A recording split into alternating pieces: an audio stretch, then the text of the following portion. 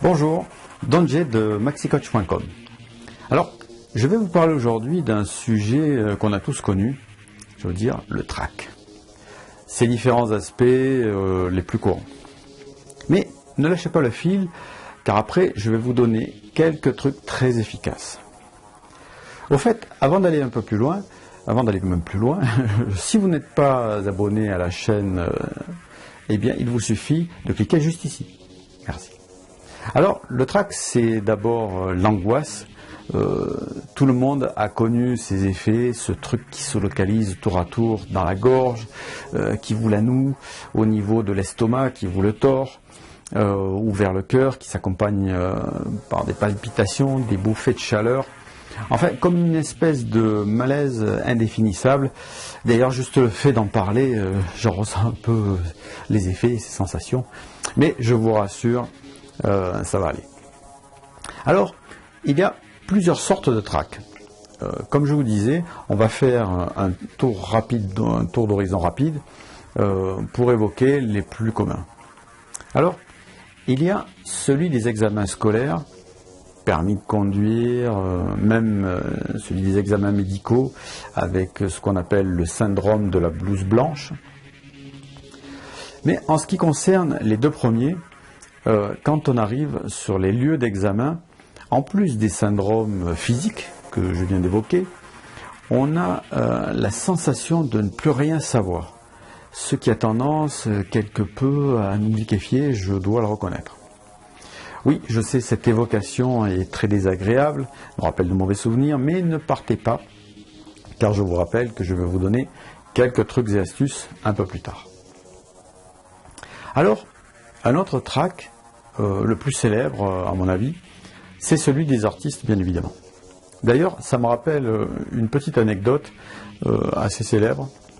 C'était un piètre acteur qui disait à Sacha Guitry qu'il ne connaissait absolument pas le trac lorsqu'il rentrait sur scène. Et Guitry qui lui avait répondu du tac au tac, « Vous verrez, ça viendra avec le talent ». Mais aussi, savez-vous que Jacques Brel vomissait de trac avant chaque tour de chant, avant de monter sur scène? Alors, il y a ensuite le trac des conférenciers, ou des personnes pour lesquelles il y a une prise de parole en public. Alors, oui, un peu comme moi, bon, moindre niveau. Pendant les interventions en public, pendant les webinaires, et bon, ici, devant ma caméra, je n'ai pas de problème, puisque si je me trompe, je coupe, je reprends. Donc je suis dans un confort total ici. Mais d'ailleurs, ça me rappelle une conférence en ligne, une des premières que je faisais, où il y avait au-delà d'une centaine de personnes. Et ça peut paraître idiot au départ, puisque je vous rappelle que je suis face à ma caméra, car là aussi, donc, je ne vois pas les gens qu'il y a derrière et qui suivent le webinaire, mais la peur que le message ne passe pas ou qu'il y ait un problème, je veux dire, au niveau technique, m'avait mis un sacré coup de trac. Et puis après, dès que ça a démarré, dès que la technique a fonctionné, tout après a été très bien. C'est un peu comme en présentiel avec le public. Dès que ça démarre, après, on se détend et ça va mieux. Mais sinon, il y a aussi un autre trac, et pourtant qui est très présent pendant au moins une période de notre vie, pour en tous les cas une grande partie d'entre nous. Vous voyez du trac dont je veux parler? Allez, je vous laisse un peu chercher, je vous laisse deviner. Vous avez trouvé? Bon, je vous donne la réponse, c'est le trac sexuel. Savez-vous que, point de vue médical, c'est un des plus importants et un des plus gênants aussi, surtout pour les hommes, car il peut provoquer jusqu'à l'impuissance temporaire, la peur de ne pas être à la hauteur devant la personne tant convoitée ou qu'on pensait inaccessible. Bref, on est inquiet et on ne peut s'empêcher de penser à la possibilité d'échec. Et là, en général, on fait comme une sorte de petite fixation. Et plus on veut écarter cette idée d'échec, et plus elle revient. Alors, si cette vidéo vous plaît, mettez un petit like, ce serait très sympa. Alors, nous en venons à ce que vous attendiez depuis tout à l'heure, c'est-à-dire que je vous donne quelques solutions. Alors, je voudrais aussi souligner un point quand même très important, c'est que le trac est quand même bénéfique quelque part.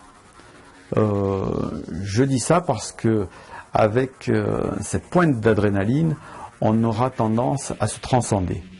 Mais faut-il encore que cette dose d'adrénaline ne soit pas trop importante? Alors, en ce qui concerne un track dosé, je pratique une méthode qui consiste à travailler sur des points de digiponcture que nous avons autour des poignets, en les massant comme ceci, au niveau des deux poignets. Et en même temps, je lie ça à une respiration profonde.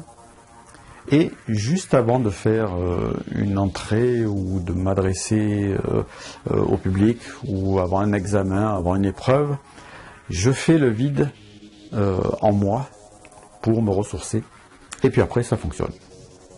Sinon, il y a aussi la méthode Coué, c'est-à-dire tous les matins ou tous les soirs, vous fermez les yeux et vous répétez ce que vous voulez atteindre comme objectif, c'est-à-dire j'ai confiance en moi, je suis calme en toutes circonstances, je parle facilement en public, je vais mieux de jour en jour. Et s'il y a d'autres situations où vous êtes mal à l'aise, eh bien vous ajoutez le but à atteindre, comme je vous le disais précédemment. Par exemple, si vous rougissez en parlant aux femmes, eh bien vous dites je ne rougis plus quand je parle à une femme, je ne rougis plus quand je parle à une femme, et vous y repensez surtout avant de reparler à une femme.